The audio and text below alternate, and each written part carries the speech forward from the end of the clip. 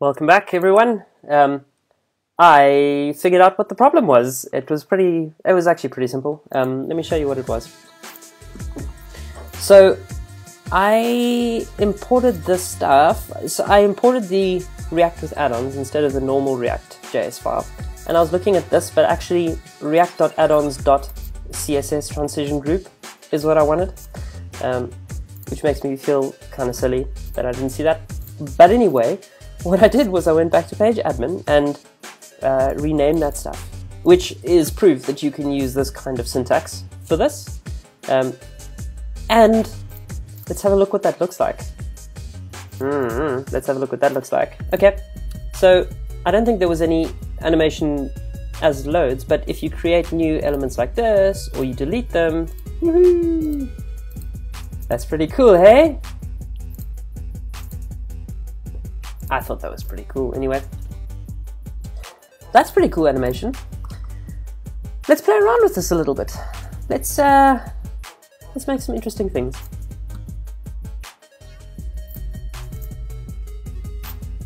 Okay.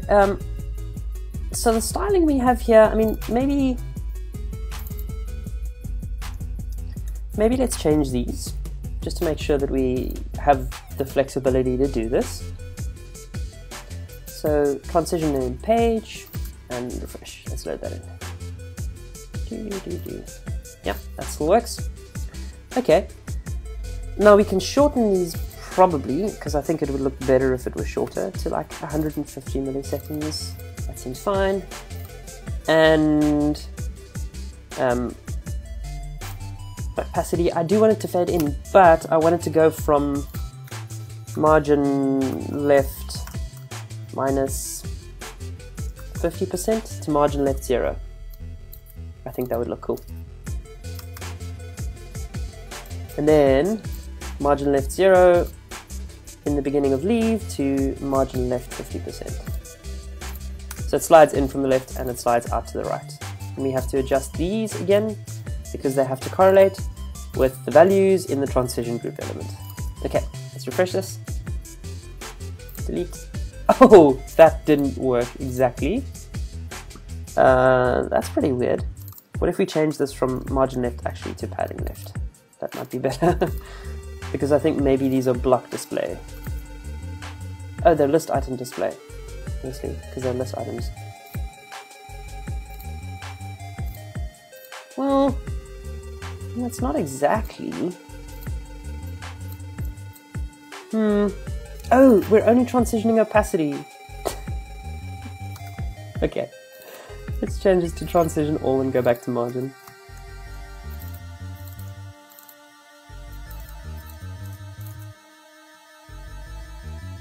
Okay. Yeah. I mean, maybe what we need to do is we also need to reduce the width of this. Maybe we'll say OL display inline block. So the OL has like a less of a width. Yeah, of course that's going to happen. So maybe display inline block, clear both.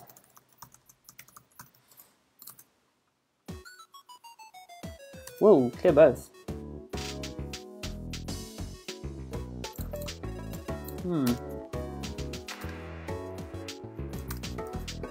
Well,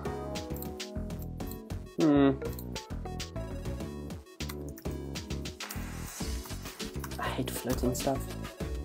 Floating shouldn't be allowed. It also slows it down. Wow, do you see that? It slows it so much down. It slows it down so much. Let's just drop that. We'll deal with this button floating on the left for the moment. We'll deal with that. I mean, it'll just keep going down, which is kind of funny. Maybe what we want to do is put the button in the markup, put it below. Let's try something like that.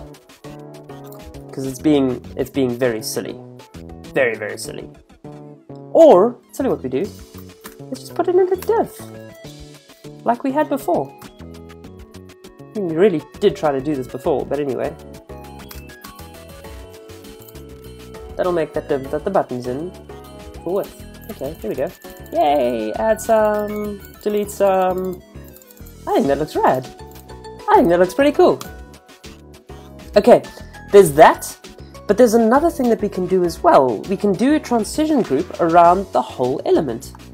We can actually just return a transition group. To be honest, we don't need to wrap this in a div because it's going to be in a div anyway with that transition group to begin with. We can do this. Okay, now there are slightly different semantics for if we want to do initial mounting stuff. We have to use appear true and appear timeout. So the transition name we'll leave like that, but we'll make this page-admin, I guess. Appear true, and we'll have exactly the same animation for this. I mean, I guess we could call this page as well, because we're going to do exactly the same animation. Probably be good to have its own, but anyway. That seemed very sudden. That just appeared. That didn't look right.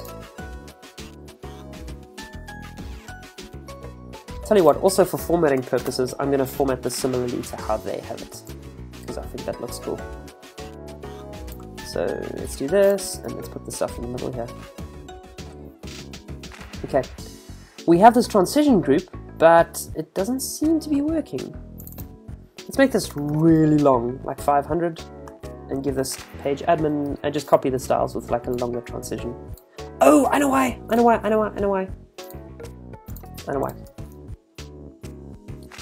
We need different classes. It's dash appear, not leave or enter.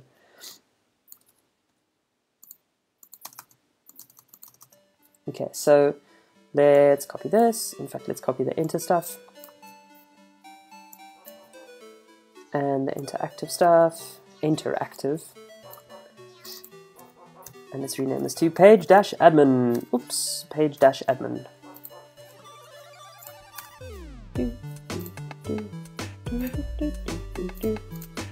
Okay, that should do the trick. What happens? Yeah, that worked! It was a little slow. It's a little slow. Maybe we have to do this as 500 milliseconds. Oh, well, 250 milliseconds. I don't know. Something like that. And just make sure that that value is also in here. 250.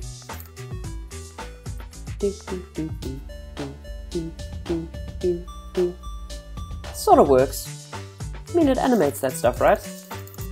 Oh, that looks so good. And it's storing this! This is pretty cool.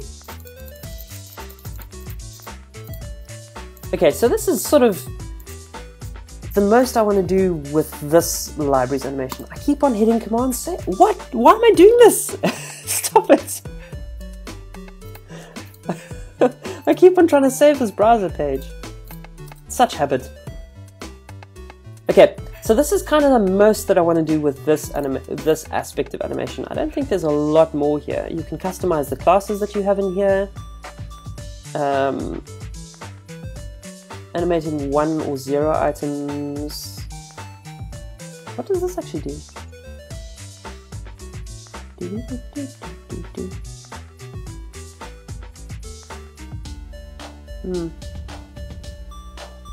Anyway, I don't really want to do any more with this library, okay? The ReactJS stuff that they provide is okay. It does like mounting animation as we've seen, and it does a list of item animation, and apparently it does some other cool stuff, which is fun. But what I want to do is I want to look at other stuff in a similar sort of area to this. So a very long time ago there was this library called Mutants. I'll go into talk mode. Okay. A very long time ago there was this library called Mutants. And Mutants was not the first, but probably the most elegant library for doing JavaScript code that looked like it was object-oriented, but still used the underlying prototypical inheritance of JavaScript engines of the time. And it had this magical class keyword, so you could make new classes, and you could extend classes, and you could do the normal object-oriented stuff that you're probably used to from languages that support it.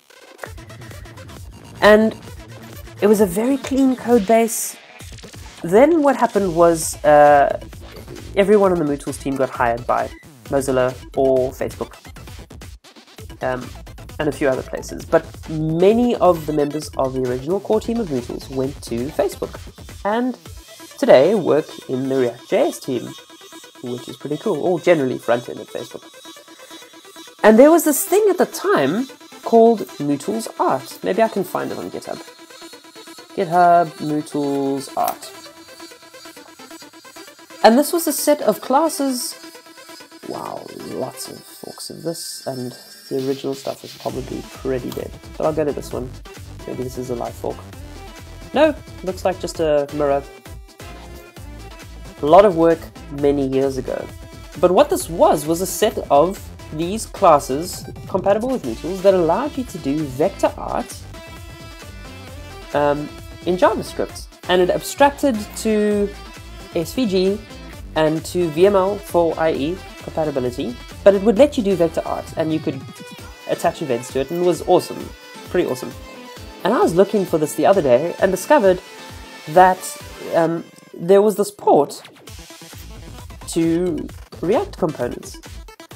So someone took the original idea behind Mutals Art and said, okay, well, we've got ES6 classes now, let's use that, and put together this port.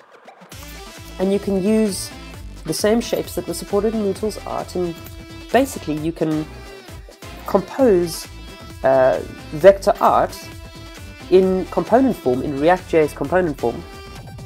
It looks something like this. You can do like groups of components with browser events and shapes within that, you know, as path shapes from SVG, or, you know, basic shapes like circles and rectangles. And this was pretty cool. I thought this was pretty cool. And I wanted to get this demo running just to see what the example was, because I found this code base and then I said, wow, that's cool, and I never went back to it, you know, for days. And now I'm back to it, and what I want to do is I want to clone this and look at the example, see what it's about. So this is a bit of experimentation time. This song, next one. Is it really a song if there's no singing in it? React Art. Okay, and examples and npm install. I remember reading the instructions earlier. That's how I know to do that. Okay, examples. Oh, wait, npm install's not going to work there. Hold on a second. Vector, npm install. That's where we want to install.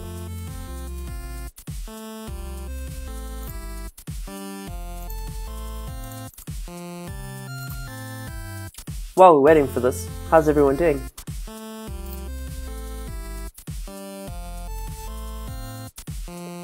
My juice is finished. No more gurgly drinking sounds. I find npm takes a long time to resolve dependencies these days. Just the last few days. I wonder if it's not maybe my connection or something.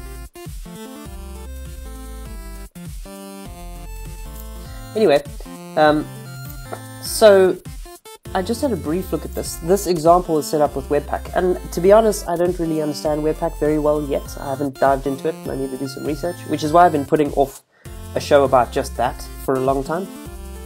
But this config appears pretty simple, and the build process for this, if you look in package.json, is just Webpack to the source file and the output file.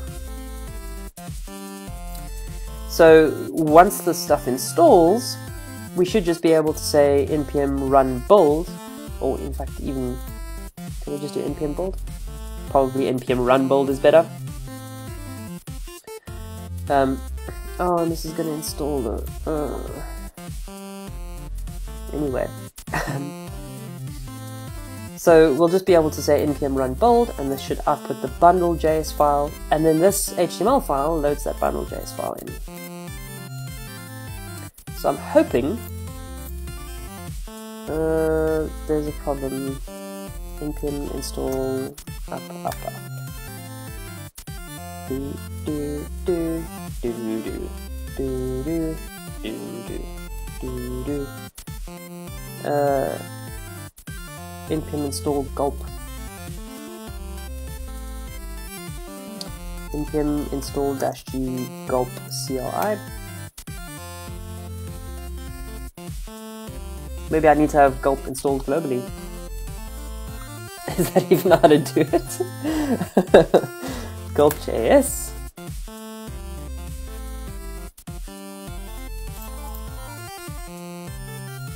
I think there's a getting started. Oh, let's go to docs. Getting started. Gulp. Oh, it's not gulp CLI. It's just gulp.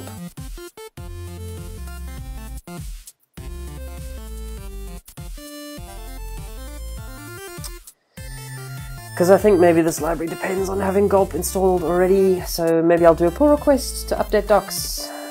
Say you probably want gulp installed. Maybe. I hope this is quick. Come on, do it quickly.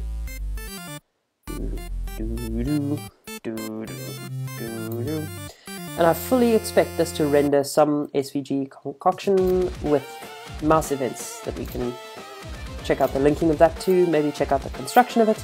That's pretty cool. And then I have one other example that I want to get in within the next sort of 10-12 minutes. So install quickly Node.js. npm. Wow, a lot of dependencies here. That's not even in here. That's the other one.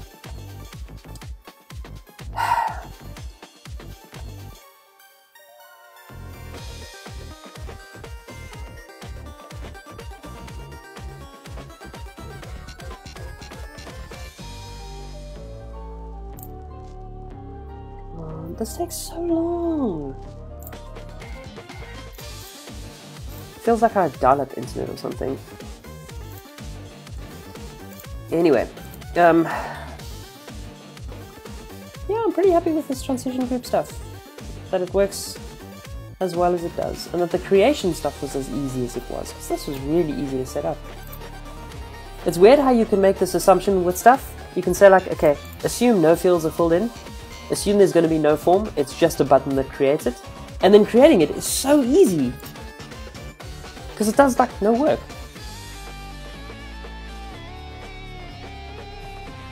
Error code 1! Oh no. npm run bold. Please work. Yes? Could not resolve module. Okay, this isn't going to work. This one thing particularly is not going to work. There isn't a bundle.js in here already, is there? Okay, something's broken here. Something's broken here, but I'm not going to fix this right now. The other thing that I wanted to look at, or at least show an example of, is this thing where someone converted or created a bridge between Three.js and React. So you can use Three.js stuff like cameras. Main stages, scenes, cameras, and various mesh stuff. Like if you've done Three.js JavaScript development before, you can do this stuff using React elements, which is pretty interesting. And there's a cool example stuff, which I was looking, a cool examples page, which I was looking through earlier, which shows some really awesome things. Like the traditional, clock thing. And you can turn camera movement off, and you can turn... Look at these shadows. This is really, really, really cool. And Three.js is WebGL stuff, if I'm not mistaken. There go the pins. I wonder... Oh, that's interesting. Then that's kind of like a GL thing though, right? Anyway. Cloth, camera stuff, that's kind of ugly. Wow, that's pretty weird. The so draggable cubes, the physics mouse pick stuff. I think this was it. This stuff is really cool. Like these are all objects that you can interact with, and you can just fling them around, which is pretty rad. And this is all done using those React components. Pretty rad. Benchmark.